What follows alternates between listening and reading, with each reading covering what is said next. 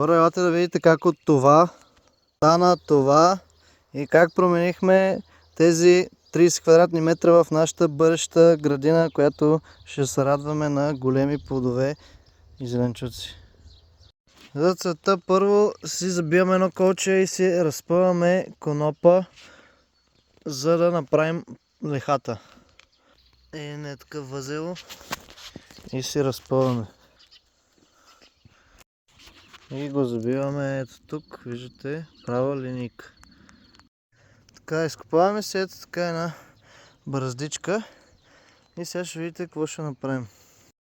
Така, местим си конопа ето тук на 1,20 някъде. Оп. Ще получава нещо такова. Едни лехи около метър и 20. За малко ще ви обясня защо. Късно бачкаме. Лехата ето така стана. Утре на светло ще ви я покажем вече с насадените домати. Та направихме си лехата, засадихме даже вече тези доматките, чушките.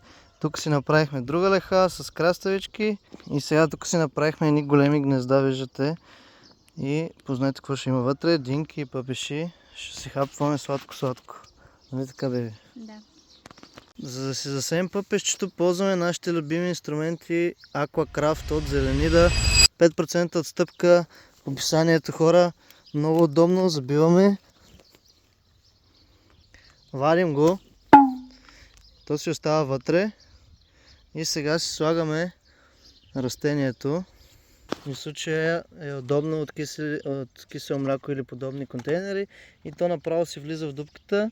Леко го натискаме. И пръста, която е от тук, после си я пускаме и си я оставяме отгоре. Направихме си и другата леха за нахута и сега го слагаме. Заряваме. Хоп, хоп. Поливаме.